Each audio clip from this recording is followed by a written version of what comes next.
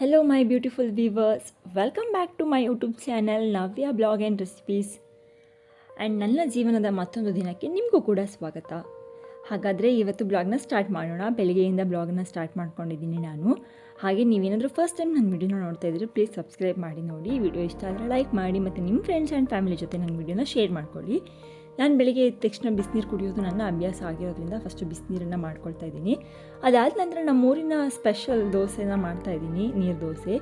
Overnight ಅಕ್ಕಿನ ನೆನೆ ಹಾಕಿಬಿಟ್ಟು ಬೆಳಿಗ್ಗೆ ಎದ್ದು ಅಕ್ಕಿ ಜೊತೆಗೆ ಸ್ವಲ್ಪ ಕಾಯಿನ ಹಾಕಿಬಿಟ್ಟು ರುಬ್ಕೊಂಡ್ರೆ ದೋಸೆ ಬ್ಯಾಟಲ್ ರೆಡಿಯಾಗಿಬಿಡುತ್ತೆ. ಹಾಗೆ ಈ ರೀತಿ ತೆಳುವಾಗಿ ಮಾಡಿಕೊಂಡ್ರೆ ಇದು ತೆಳ್ಳಿನ ದೋಸೆ ಆಗಿಬಿಡುತ್ತೆ. ನಿಮಗೆಲ್ಲ ಗೊತ್ತೇ ಇರುತ್ತೆ.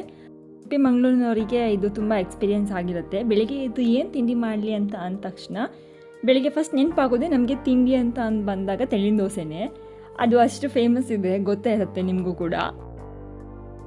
ನಾನು ಇವತ್ತು ಬಿಸಿ ಬಿಸಿ ನೀರು ದೋಸೆನ ತುಂಬ ಎಂಜಾಯ್ ಮಾಡಿಕೊಂಡು ತಿಂದಿದ್ದಾಯಿತು. ಇದಕ್ಕಂತ ಒಂದು ಸಿಂಪಲ್ಲಾಗಿ ಚಟ್ನಿನೂ ಕೂಡ ಮಾಡ್ಕೊಂಡಿದ್ದೆ. ಹಾಗಾಗಿ ನೀರು ದೋಸೆ ತುಂಬ ಇಷ್ಟ ಆಯಿತು ಇವತ್ತು ತಿನ್ನೋದಕ್ಕೆ.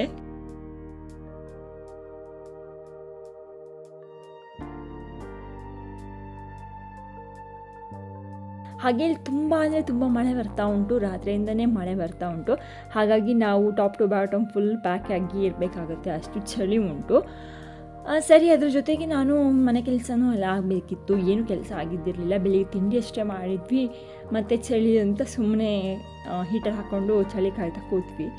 ಅದಾದ ನಂತರ ಈಗ ಮನೆ ಕೆಲಸ ಎಲ್ಲ ಮಾಡೋಕ್ಕೆ ಸಮಯ ಬಂದೇ ಬಿಡ್ತು ಅಂತ ಅಂದ್ಬಿಟ್ಟು ಒರೆಸೋದು ಗುಡಿಸೋದು ಈ ಥರ ಎಲ್ಲ ಏನಿರುತ್ತೆ ಇದನ್ನೆಲ್ಲ ಮಾಡ್ಕೊಳ್ತಾ ಇದ್ದೀನಿ. ಹಾಗೆ ಈ ಮಧ್ಯ ನನ್ನ ಕೆಲಸ ಬೇಗ ಬೇಗ ಸಾಕ್ತಾನೇ ಇಲ್ಲ. ಚಳಿ ಇರೋದ್ರಿಂದ ಮೈ ಬಿಟ್ಟು ಕೆಲಸ ಮಾಡೋದಕ್ಕೆ ಆಗ್ತಿಲ್ಲ ನನ್ನ ಕೈಯಿಂದ. ಸರಿ, ಮಧ್ಯಾಹ್ನಕ್ಕೆ ಏನಾದರೂ ಅಡುಗೆ ಮಾಡಬೇಕು. ಮಶ್ರೂಮನ್ನ ಇದೆ, ಅದನ್ನೇ ಯೂಸ್ ಮಾಡಿಕೊಂಡು ಒಂದು ಬಿರಿಯಾನಿ ಥರ ಮಾಡ್ಕೊಳ್ಳೋಣ.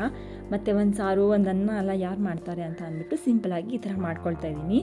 ಇದಕ್ಕೇನಿಲ್ಲ, ಒಂದು ಕುಕ್ಕರಿಗೆ ಸ್ವಲ್ಪ ಎಣ್ಣೆನ ಅಥವಾ ತುಪ್ಪನ ಹಾಕಬೇಕು. ಅದ್ರ ಜೊತೆಗೆ ನಾವು ಸ್ವಲ್ಪ ಗರಂ ಮಸಾಲೆ ಏನಿರುತ್ತೆ ಅದನ್ನು ಹಾಕಿಬಿಟ್ಟು ಒಂದು ಕಟ್ ಮಾಡಿಟ್ಕೊಂಡಿರುವಂತಹ ಈರುಳ್ಳಿ ಮತ್ತು ಟೊಮೊಟೊನ ಸೇರಿಸ್ತಾ ಇದ್ದೀನಿ.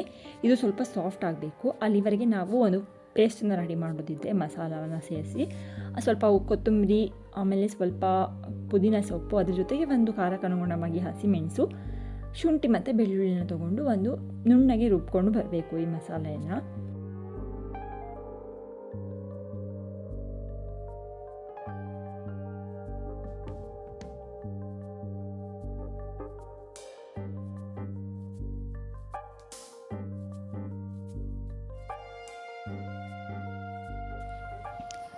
ಈ ರುಬ್ಬಿರುವಂತಹ ಈ ಮಸಾಲೆಯನ್ನು ಈಗ ಕುಕ್ಕರಿಗೆ ಆ್ಯಡ್ ಮಾಡೋಣ. ಇಲ್ಲಿ ಟೊಮೊಟೊ ಮತ್ತು ಈರುಳ್ಳಿ ಸ್ವಲ್ಪ ಸಾಫ್ಟ್ ಆಗಿದೆ. ಹಾಗೆ ಹಸಿಯಾಗಿ ಈ ಮಸಾಲೆಯನ್ನು ರುಬ್ಬಿರೋದ್ರಿಂದ ಅದೆಲ್ಲ ಸ್ವಲ್ಪ ಹಸಿ ವಾಸನೆ ಹೋಗಬೇಕು, ಚೆನ್ನಾಗಿ ಕುದಿ ಬರಲಿ ಅಂತ ಬಿಟ್ಟಿದ್ದೀನಿ. ಹಾಗೆ ಇಲ್ಲಿ ಮಶ್ರೂಮನ್ನು ಕ್ಲೀನ್ ಮಾಡಿ ವಾಶ್ ಮಾಡಿ ಇಟ್ಕೊಂಡಿದ್ದೀನಿ. ಇದನ್ನು ಒಂದು ಮೀಡಿಯಮ್ ಸೈಜಲ್ಲಿ ಕಟ್ ಮಾಡ್ಕೊಳ್ತಾ ಇದ್ದೀನಿ. ನಿಮಗೆ ಸ್ವಲ್ಪ ಬಿಗ್ ಸೈಜಲ್ಲಿ ಬೇಕಂದರೆ ಆ ರೀತಿಯೂ ಕಟ್ ಮಾಡ್ಕೊಳ್ಬೋದು. ನಾನು ಸಣ್ಣ ಸಣ್ಣದಾಗಿ ಅಂದರೆ ಮೀಡಿಯಮ್ ಸೈಜಲ್ಲಿ ಕಟ್ ಮಾಡ್ತಿದ್ದೀನಿ.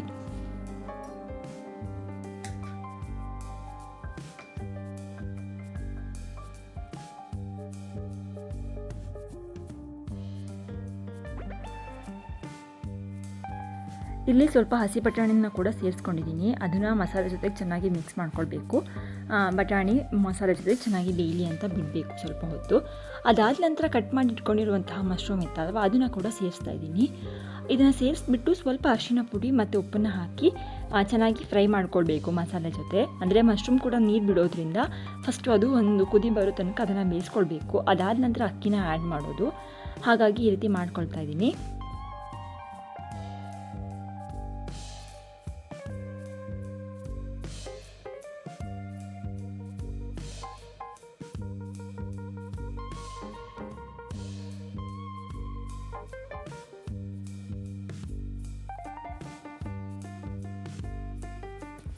ಸರಿ, ಈಗ ಮಸಾಲೆ ಜೊತೆ ಮಶ್ರೂಮ್ ತುಂಬ ಚೆನ್ನಾಗಿ ಬೆಂದಿದೆ. ಒಂದು ಸ್ವಲ್ಪ ಹೊತ್ತು ಬೇಯಿಸ್ಕೊಂಡಿದ್ದೀನಿ. ಇದಕ್ಕೆ ನಾವೀಗ ಅಕ್ಕಿನ ಆ್ಯಡ್ ಮಾಡ್ತಾಯಿದ್ದೀನಿ. ನಾನು ಇಲ್ಲಿ 1 ಗ್ಲಾಸ್ ಆಗುವಷ್ಟು ಅಕ್ಕಿನ ಆ್ಯಡ್ ಮಾಡಿ ಅದಕ್ಕೆ ಎಷ್ಟು ಬೇಕೋ ಅಷ್ಟು ನೀರನ್ನು ಹಾಕಿ 1-2 ವಿಶಿಲ್ ಆಗೋ ತನಕ ಕುಕ್ಕರನ್ನ ಕೂಗಿಸ್ಕೊಂಡ್ರೆ ರುಚಿಯಾದ ಮಶ್ರೂಮ್ ಬಿರಿಯಾನಿ ರೆಡಿ ಆಗಿಬಿಡುತ್ತೆ. ತುಂಬ ಸಿಂಪಲ್ಲಾಗಿ ತುಂಬ ಕ್ವಿಕ್ಕಾಗಿ ಆಗುತ್ತೆ. ಏನು ಮಾಡಲಿ, ಸಾಂಬಾರಿಗೆ ಏನು ಮಾಡಲಿ ಅಂತ ಏನಾದರೂ ಯೋಚನೆ ಇದ್ದರೆ ಈ ರೀತಿ ಒಂದೇ ಸಿಂಪಲ್ ರೆಸಿಪಿಯಲ್ಲಿ ಆ ಮಧ್ಯಾಹ್ನದ ಲಂಚನ್ನ ಮುಗಿಸ್ಬೋದು. ತುಂಬ ಈಸಿಯಾಗಿರುತ್ತೆ. ಇದನ್ನು ನಾನು ಕೆಲವೊಂದು ಸರ್ತಿ ಮಾರ್ನಿಂಗ್ನೇ ಮಾಡಿಬಿಟ್ಟು ಮಧ್ಯಾಹ್ನಕ್ಕೆ ನಾನು ಇದನ್ನೇ ಊಟ ಮಾಡೋ ಥರನೂ ಮಾಡ್ಕೊಳ್ತೀನಿ. ಆ ಥರನೂ ಇದೆ. ಇವತ್ತು ಬೆಳಗ್ಗೆ ದೋಸೆ ಮಾಡಿರೋದ್ರಿಂದ ಮಧ್ಯಾಹ್ನಕ್ಕೆ ಈ ಥರ ರೈಸ್ ಥರ ಮಾಡಿಕೊಂಡೆ. ತುಂಬ ಅಂದರೆ ತುಂಬ ಚೆನ್ನಾಗಿರುತ್ತೆ, ಕ್ವಿಕ್ಕಾಗೂ ಆಗುತ್ತೆ, ವೆಜಿಟೇಬಲ್ಸು ಖಾಲಿ ಆಗುತ್ತೆ ಈ ಥರ ಮಾಡೋದ್ರಿಂದ. ಈ ಮಕ್ಕಳಿಗೆ ಸ್ನ್ಯಾಕ್ಸ್ ಅಂತ ಏನಾದರೂ ಕೊಡಬೇಕು ಅಂತ ಬಂದಾಗ ಆದಷ್ಟು ಪ್ಯಾಕೆಟ್ ಐಟಮನ್ನು ಕೊಡೋದನ್ನು ಅವಾಯ್ಡ್ ಮಾಡಿ, ಸಾಧ್ಯ ಆದಷ್ಟು ಫ್ರೂಟ್ಸನ್ನು ಕೊಡೋದಕ್ಕೆ ಟ್ರೈ ಮಾಡಿ. ಮಕ್ಕಳು ಸ್ವಲ್ಪ ಟೈಮ್ ಅಷ್ಟೇ ತಿನ್ನೋದಕ್ಕೆ ಒಂಥರ ಮಾಡ್ತಾರೆ. ಅದಾದಮೇಲೆ ಒಂದು ಸತಿ ಅಭ್ಯಾಸ ಆಯಿತು ಅಂತ ಅಂದರೆ ಅವರು ಫ್ರೂಟ್ಸನ್ನ ಕೇಳಿ ತಿನ್ನೋ ಥರ ಆಗುತ್ತೆ. ಸೊ ನನ್ನ ಮಗಳಿಗೆ ನಾನು ಯಾವಾಗಲೂ ಹಾಗೆ ಮಧ್ಯದಲ್ಲಿ ಏನಾದರೂ ಕೊಡಬೇಕು ಅಂತ ಅಂದರೆ ಫ್ರೂಟ್ಸ್ನೇ ಕಟ್ ಮಾಡಿ ಕೊಡ್ತೆ. ಇವತ್ತು ದಾಳಿಂಬೆ ಇತ್ತು, ಅದನ್ನು ಹಾಕ್ಕೊಟ್ಟಿದ್ದೀನಿ. ಸರಿ, ಈ ಕೆಲಸ ಎಲ್ಲ ಆಯಿತು. ಒಂದು ಮಟ್ಟಕ್ಕೆ ನಂದು ಹಾಗೆ ಮಗಳಿಗೆ ಸ್ನಾನ ಮಾಡಿಸೋಣ ಅಂತ ಅಂದ್ಬಿಟ್ಟು ಇಲ್ಲಿ ಸ್ನಾನಕ್ಕೆಲ್ಲ ರೆಡಿ ಮಾಡ್ತಾಯಿದ್ದೀನಿ.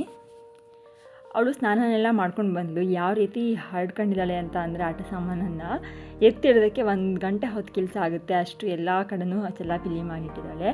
ಅಪ್ಪ ಬಂದರೆ ಅವಳಿಗೇನೋ ಒಂಥರ ಹೊಸ ಉತ್ಸಾಹ ಬಂದಂಗೆ, ಇರೋಕ್ಕಿಂತ ಜಾಸ್ತಿ ಆ್ಯಕ್ಟಿವ್ ಆಗಿ ಎಲ್ಲದನ್ನು ಆಟ ಆಡೋದಕ್ಕೆ ಇಷ್ಟಪಡ್ತಾಳೆ. ನಾನು ಇರಬೇಕಾದ್ರೆ ಈ ಥರ ಏನೂ ಆಟ ಆಡೋಲ್ಲ ಹೊರಗಡೆ ಆಟ ಸಾಮಾನು ಹಾಕ್ಕೊಂಡು. ಸುಮ್ಮನೆ ನನಗೆ ರಗಳೆ ಕೊಡೋದಕ್ಕೆ ಅಡುಗೆ ಮನೆಯಲ್ಲೇ ಬಂದು ಏನಾದರೂ ಮಾಡ್ತಾ ಇರ್ತಾಳೆ.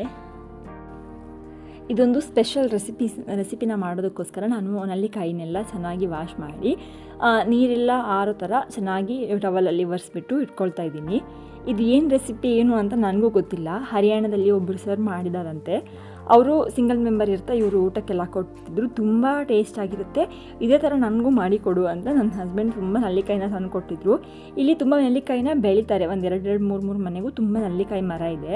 ಹಾಗೆ ಇವರಿಗೂ ಎಲ್ಲೋ ನೆಲ್ಲಿಕಾಯಿ ಸಿಕ್ಕಿದೆ ಅನಿಸುತ್ತೆ, ತಂದು ಕೊಟ್ಟಿದ್ದಾರೆ. ಅದನ್ನು ನೋಡಿದ್ರೆ ನಂಗೆ ಹೆಂಗೆ ಮಾಡೋದು ಏನು ಗೊತ್ತಿಲ್ಲ. ಅದಕ್ಕೆ ನಾನು ಯಾವ ರೀತಿ ಮಾಡೋದು ಅಂತ ಕೇಳಿದಾಗ ರೆಸಿಪಿನೂ ಆ ಸರ್ ಹತ್ರ ಕೇಳಿಬಿಟ್ಟು ಈ ಥರ ಮಾಡಬೇಕಂತೆ ಅಂತ ನನಗೆ ಹೇಳ್ಕೊಡ್ತಿದ್ದಾರೆ. ಸರಿ, ಅವರೇನೋ ಹೇಳಿದಾರಲ್ಲ ಅದನ್ನು ಕೇಳಿಕೊಂಡು ಏನೋ ಮಾಡೋಣ ಅಂತ ಅಂದ್ಬಿಟ್ಟು ಒಂದು ಹೊಸ ಎಕ್ಸ್ಪೆರಿಮೆಂಟ್ನ ಮಾಡ್ತಾಯಿದ್ದೀನಿ. ಇದು ಹೇಗೆ ಬರುತ್ತೋ ಏನೋ ನನಗೆ ಗೊತ್ತಿಲ್ಲ. ಇದು ಈಗ ಸ್ಟಾರ್ಟಿಂಗಲ್ಲಿ ನಾವು ನೆಲ್ಲಿಕಾಯಿನ ಚೆನ್ನಾಗಿ ವಾಶ್ ಮಾಡಿ ಈ ರೀತಿ ಸಣ್ಣದಾಗಿ ಕಟ್ ಮಾಡ್ಕೊಳ್ಳೋದು. ಆಮೇಲೆ ಇದಕ್ಕೆ ಒಂದು ಸ್ವಲ್ಪ ಉಪ್ಪು ಮತ್ತು ಅರಿಶಿನ ಪುಡಿನ ಹಾಕಿಬಿಟ್ಟು ಒಂದಿನ ಫುಲ್ಲು ಬಿಡಬೇಕಂತೆ. ಅದನ್ನು ಉಪ್ಪಲ್ಲೇ ಇರಬೇಕಂತೆ, ಉಪ್ಪನ್ನ ಎಳಿಬೇಕಂತೆ. ಅಂದರೆ ನೆಲ್ಲಿಕಾಯಿ ತುಂಬ ಕಹಿ ಇರುತ್ತಲ್ವ, ಹಾಗಾಗಿ ಆ ಥರ ಏನೋ ಅನಿಸುತ್ತೆ. ಸರಿ, ನಾನು ಹಾಗೆ ಉಪ್ಪನ್ನ ಮತ್ತು ಅರಿಶಿನ ಪುಡಿ ಹಾಕಿಬಿಟ್ಟು ಸ್ವಲ್ಪ ಚೆನ್ನಾಗಿ ಮಿಕ್ಸ್ ಮಾಡಿ ಒಂದಿನ ಪೂರ್ತಿ ಬಿಡ್ತಾಯಿದ್ದೀನಿ. ಇದನ್ನು ನೆಕ್ಸ್ಟ್ ಏನು ಮಾಡೋದು ಏನು ಅಂತ ನಾಳೆ ಬ್ಲಾಗಲ್ಲಿ ನೀವು ನೋಡ್ಬೋದು. ಆ ರೆಸಿಪಿ ಹೇಗೆ ಬಂತು ಅಂತ ಕೂಡ ನಾನು ನಾಳೆ ಬ್ಲಾಗಲ್ಲಿ ತೋರಿಸ್ತೀನಿ. ಮಿಸ್ ಮಾಡಿದೆ ನಾಳೆ ಬ್ಲಾಗ್ ಕೂಡ ಚೆಕ್ ಮಾಡಿ.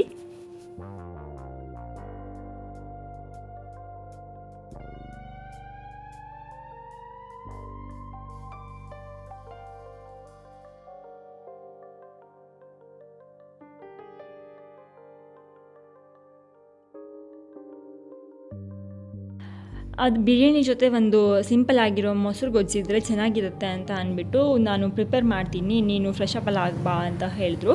ಹಾಗಾಗಿ ಗೊಜ್ಜನ್ನ ಇವತ್ತು ನನ್ನ ಹಸ್ಬೆಂಡೇ ಪ್ರಿಪೇರ್ ಮಾಡಿಕೊಂಡ್ರು. ಸರಿ, ನಂದು ಪೂಜೆ ಎಲ್ಲ ಆಗಬೇಕಿತ್ತು. ನಾನು ಫ್ರೆಶ್ ಅಪ್ ಎಲ್ಲ ಆಗಿ ಬಂದು ಪೂಜೆ ಎಲ್ಲ ಮಾಡ್ಕೊಳ್ತಾ ಇದ್ದೀನಿ. ಮಶ್ರೂಮ್ ಬಿರಿಯಾನಿ ಯಾವ ರೀತಿ ಬಂತು ಅಂತ ನಿಮಗೆ ತೋರಿಸೋದು ನೆನಪೋಯ್ತು. ತುಂಬ ಚೆನ್ನಾಗಿ ಬಂದಿದೆ, ತುಂಬ ಬಿಡ್ಲು ಆಗಿ ತುಂಬ ಚೆನ್ನಾಗಿ ಬಂದಿದೆ. ತುಂಬ ಟೇಸ್ಟ್ ಕೂಡ ಚೆನ್ನಾಗೇ ಇತ್ತು. ನಾನು ಯಾವಾಗಲೂ ರೆಗ್ಯುಲರಾಗಿ ಮಾಡ್ತೀನಿ, ಹಾಗಾಗಿ ತುಂಬ ಟೇಸ್ಟು ಆಗಿರುತ್ತೆ. ನೋಡಿ, ನೀವು ಒಂದ್ಸರಿ ಟ್ರೈ ಮಾಡಿ ನೋಡಿ. ಹಾಗೆ ಸಂಜೆಗೆ ಇದು ಬ್ಲಾಗ್ನ ನಾನು ಕಂಟಿನ್ಯೂ ಮಾಡ್ತಾ ಇರೋದು. ಎಷ್ಟೋ ದಿನಗಳಾಗೇ ಹೋಗಿತ್ತು, ನಾನು ಸ್ವೀಟ್ ಏನೂ ಮಾಡೇ ಇರಲಿಲ್ಲ. ಸರಿ, ನನ್ನ ಹಸ್ಬೆಂಡ್ ಇವತ್ತು ಏನಾದರೂ ಸ್ವೀಟ್ ಮಾಡಿಕೊಡು ಅಂತ ಕೇಳ್ತಾಯಿದ್ರು. ಹಾಗಾಗಿ ಅವರಿಗಂತ ಏನಾದರೂ ಮಾಡೋಣ ಅಂತ ಅಂದ್ಬಿಟ್ಟು ಕೇಸರಿ ಬಾತ್ ಮಾಡೋಣ ಅಂತ ಅದಕ್ಕೋಸ್ಕರ ಪ್ರಿಪೇರ್ ಮಾಡ್ಕೊಳ್ತಾ ಇದ್ದೀನಿ. ಇದಕ್ಕೇನಿಲ್ಲ, ಒಂದು ಸ್ವಲ್ಪ ತುಪ್ಪನ ಹಾಕಿಬಿಟ್ಟು ತುಪ್ಪ ಬಿಸಿ ಆದ ನಂತರ ಗೋಡಂಬಿ ಮತ್ತು ದ್ರಾಕ್ಷಿನ ಚೆನ್ನಾಗಿ ಫ್ರೈ ಮಾಡಿ ಇಟ್ಕೊಳ್ತಾ ಇದ್ದೀನಿ. ಇದನ್ನು ಫಸ್ಟು ತುಪ್ಪದಲ್ಲೇ ಫ್ರೈ ಮಾಡಿ ಅದನ್ನು ಎತ್ತಿಟ್ಕೊಂಡು ಅದೇ ತುಪ್ಪಕ್ಕೆ ಮತ್ತು ರವೆಯನ್ನೆಲ್ಲ ಹಾಕಿ ಅದನ್ನು ಮಾಡೋದು.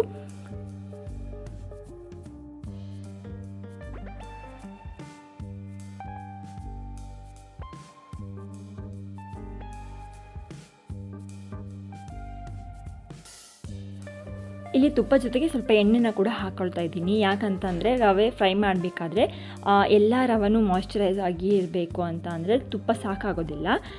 ತುಂಬ ತುಪ್ಪ ಹೆವಿ ತಿನ್ನೋದು ಅಷ್ಟು ಒಳ್ಳೆಯದಲ್ಲ ಅಂದ್ಬಿಟ್ಟು ಸ್ವಲ್ಪ ಎಣ್ಣೆನ ಕೂಡ ಸೇರಿಸಿದ್ದೀನಿ. ಇಲ್ಲಿ ಈ ರವೆ ಹುರಿಯೋದಿದೆಯಲ್ಲ, ಇದೇ ಮೇಯ್ನ್ ಅಂತ ಅನಿಸುತ್ತೆ ನನಗೆ ಈ ಕೇಸರಿ ಬಾತ್ ಮಾಡಬೇಕಾದ್ರೆ. ಸ್ವಲ್ಪ ಪೇಷನ್ಸಿಂದ ಈ ರವೆನ ನೀಟಾಗಿ ಹುರ್ಕೊಂಡ್ರೆ ಕೇಸರಿ ಬಾತ್ ತುಂಬ ಚೆನ್ನಾಗಿ ಬರುತ್ತೆ. ಅಂದರೆ ಇಲ್ಲಿರೋ ರವೆ ಎಲ್ಲ ಕೂಡ ತುಪ್ಪ ಅಥವಾ ಎಣ್ಣೆಯಲ್ಲಿ ಒದ್ದೆ ಆಗಬೇಕು. ಆ ರೀತಿ ಸಿಮ್ಮಲ್ಲಿ ಇಟ್ಬಿಟ್ಟು ಸ್ವಲ್ಪ ಜಾಸ್ತಿ ಹೊತ್ತೆ ಚೆನ್ನಾಗಿ ಫ್ರೈ ಮಾಡ್ಕೋಬೇಕು ರವೆನ.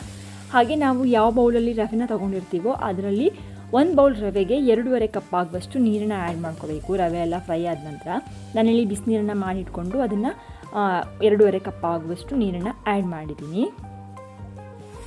ಇದು ಗಂಟೇನೂ ಆಗಿದ ರೀತಿ ಚೆನ್ನಾಗಿ ಈ ಥರ ಮಿಕ್ಸ್ ಮಾಡ್ಕೊಳ್ಬೇಕು. ನಾನಿಲ್ಲಿ ಚಿಕ್ಕದಾಗಿ ಬರುತ್ತಲ್ವ ಚಿರೋಟಿ ರವೆ, ಅದನ್ನು ತೊಗೊಂಡಿದ್ದೀನಿ. ಸಣ್ಣ ರವೆ, ಬಾಂಬೆ ರವೆ ಆ ಥರ ಏನು ತೊಗೊಂಡಿಲ್ಲ. ಚಿರೋಟಿ ರವೆಯಿಂದನೇ ಇದನ್ನು ಮಾಡ್ಕೊಳ್ತಿರೋದು. ತುಂಬ ಚೆನ್ನಾಗಿ ಬಂದಿದೆ. ಇದಕ್ಕೆ ನೀವು ಫ್ರೂಟ್ಸ್ನ ಏನಾದರೂ ಆ್ಯಡ್ ಮಾಡೋದಾದರೆ ಈಗನೇ ಆ್ಯಡ್ ಮಾಡಬೇಕು. ನಾನಿಲ್ಲಿ ಇವತ್ತು ಗ್ರೇಪ್ಸ್ನ ಆ್ಯಡ್ ಮಾಡ್ತಾಯಿದ್ದೀನಿ. ಇದನ್ನು ನೀಟಾಗಿ ಒಂದು ಸ್ವಲ್ಪ ಸೋಡಾ ಪುಡಿಯಲ್ಲಿ ತೊಳೆದ್ಬಿಟ್ಟು, ಕೆಮಿಕಲ್ಸ್ ಎಲ್ಲ ಇರುತ್ತಲ್ವ, ಹಾಗಾಗಿ ನೀಟಾಗಿ ಒಂದು 2-3 ನೀರಲ್ಲಿ ತೊಳೆದು ಆದ ನಂತರ ಗ್ರೇಪ್ಸ್ನ ಯೂಸ್ ಮಾಡೋದ್ರಿಂದ ತುಂಬ ಒಳ್ಳೆಯದು. ಅದೇ ರೀತಿ ನಾನಿಲ್ಲಿ ಮಾಡಿಕೊಂಡು ಕಟ್ ಮಾಡಿ ಇಟ್ಕೊಂಡಿದ್ದೀನಿ. ಗ್ರೇಪ್ಸ್ ಅಂತ ಅಲ್ಲ, ನೀವು ಯಾವುದೇ ಫ್ರೂಟ್ಸ್ ಬೇಕಾದರೆ ಹಾಕ್ಬೋದು. ಪೈನಾಪಲ್ ಇದ್ದರೆ ತುಂಬ ಚೆನ್ನಾಗಾಗುತ್ತೆ, ಫ್ಲೇವರ್ ಎಲ್ಲ ತುಂಬ ಚೆನ್ನಾಗಿರುತ್ತೆ. ಬಟ್ ನಮ್ಮ ಮನೇಲಿ ಪೈನಾಪಲ್ ಇದ್ದಿರಲಿಲ್ಲ, ಸೊ ಗ್ರೇಪ್ಸ್ ತಂದಿದ್ದು ಉಂಟು ಅಂತ ಅಂದ್ಬಿಟ್ಟು ಅದನ್ನು ಹಾಕಿದ್ದೀನಿ. ನನ್ನ ಹಸ್ಬೆಂಡ್ ಏನೋ ಹೊಸ ಎಕ್ಸ್ಪೆರಿಮೆಂಟ್ ಮಾಡ್ತಾ ಇದೆಯಾ ಅಂತ ಕೇಳ್ತಾಯಿದ್ರು. ಹಾಗೇನೂ ಇಲ್ಲ, ನಾನು ಲಾಸ್ಟ್ ಟೈಮ್ ಆ್ಯಪಲ್ ಹಾಕಿ ಕೂಡ ಮಾಡಿದ್ದೆ ಕೇಸರಿಬಾತ್ನ, ಆವಾಗೂ ತುಂಬ ಚೆನ್ನಾಗಾಗಿತ್ತು. ಹಾಗಾಗಿ ಹೇಳ್ತಿರೋದು. ಅದಕ್ಕೇ ನಿಮಗೆ ಸಿಹಿಗೆ ಎಷ್ಟು ಬೇಕೋ ಅಷ್ಟು ಸಕ್ಕರೆನ ಹಾಕ್ಕೊಳ್ಳಿ. ಸಕ್ಕರೆ ಒಂದು ಸ್ವಲ್ಪ ನೀರು ಆಗ್ತಾಯಿದೆ ಅನ್ನೋವಾಗ ಸ್ವಲ್ಪ ಫುಡ್ ಕಲರ್ನ ನಾನು ಆ್ಯಡ್ ಮಾಡಿದ್ದೀನಿ ಬಿಸಿನೀರಲ್ಲಿ ಇದು ಮಾಡಿಬಿಟ್ಟು. ಹಾಗೆ ನಾನು ಏಲಕ್ಕಿನ ಕುಟ್ಟಿ ಪುಡಿ ಮಾಡಿ ಎಲ್ಲ ಹಾಕೋದಕ್ಕೆ ಮರ್ತೋಯ್ತು. ಹಾಗೆ ಸಿಪ್ಪೆ ತೆಗೆದು ಏಲಕ್ಕಿನ ಹಾಕಿದ್ದೀನಿ ಫ್ಲೇವರ್ಗೋಸ್ಕರ. ನೀವು ಕುಟ್ಟಿ ಹಾಕ್ಬೋದು ಅಷ್ಟೇ. ತುಂಬ ಈಸಿಯಾಗಿ ಮಾಡ್ಕೋಬೋದು, ತುಂಬ ರುಚಿಯಾಗಿರುತ್ತೆ. ಎಷ್ಟು ಪರ್ಫೆಕ್ಟಾಗಿ ಬಂದಿದೆ ನನ್ನ ಕೇಸರಿಬಾತ್ ಅಂತ ಅಂದರೆ ತುಂಬ ಚೆನ್ನಾಗಾಗಿತ್ತು. ಹಾಗೆ ಇದು ಏನು ಮಾಡ್ತಿದ್ದೀನಿ ಅಂತ ಅಂದರೆ, ನಾನು ಸಂಜೆಗೆ ಒಂದು ಶೇಕ್ ರೆಡಿ ಮಾಡ್ತಾಯಿದ್ದೀನಿ. ಪ್ರೋಟೀನ್ ಶೇಕ್ ಅಂತ ಇದು ನನ್ನ ಹಸ್ಬೆಂಡ್ ರೆಸಿಪಿ. ಇದು ನನಗೆ ಗೊತ್ತೇ ಇದ್ದಿರಲಿಲ್ಲ. ಅವರು ನೈಟ್ ಅಂದರೆ ಈವ್ನಿಂಗಲ್ಲಿ ಓಡಿ ಬರ್ತಾರೆ, ರನ್ನಿಂಗ್ ಮಾಡ್ಕೊಂಡು ಬರ್ತಾರೆ. ಇದು ಸಂಜೆ ಹೋದಾಗ ಆ ರನ್ನಿಂಗ್ ಮುಗಿಸಿ ಬಂದಾದ ನಂತರ ಅವ್ರಿಗೇನೋ ಒಂದು ಪ್ರೋಟೀನ್ ಶೇಕ್ ಅಂತ ಕುಡಿಯೋದು ಅವ್ರ ಅಭ್ಯಾಸ ಅಂತೆ. ನಂಗೆ ಗೊತ್ತಿರಲಿಲ್ಲ ಇದು ಯಾವ ರೀತಿ ಮಾಡೋದಂತ. ಅದಕ್ಕೆ ಏನಿಲ್ಲ, ಒಂದು 5-6 ಖರ್ಜೂರನ ಹಾಕಿಬಿಟ್ಟು 1-2 ಬಾಳೆಹಣ್ಣು ಜೊತೆಗೆ ಒಂದು ಸ್ವಲ್ಪ ಪುಟಾಣಿನ ಹಾಕಿ ಕಾಯಿಸಿರುವಂಥ ಹಾಲನ್ನು ಹಾಕಿದ್ರೆ ಆಯಿತು. ಈ ಶೇಕ್ ರೆಡಿಯಾಗಿ ಹೋಗಿಬಿಡುತ್ತೆ. ತುಂಬ ಪ್ರೋಟೀನ್ ಇರುತ್ತೆ.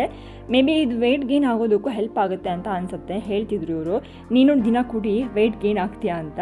ಬಟ್ ತುಂಬ ಟೇಸ್ಟ್ ಆಗಿರುತ್ತೆ. 1 ಲೋಟ ಕುಡಿದ್ರಿ ಅಂದರೆ ಒಂದು ಹೊತ್ತಿನ ಊಟನೇ ಬಿಡಬೇಕು, ಅಷ್ಟು ಹೊಟ್ಟೆ ಫುಲ್ಲಾಗಿಬಿಡುತ್ತೆ.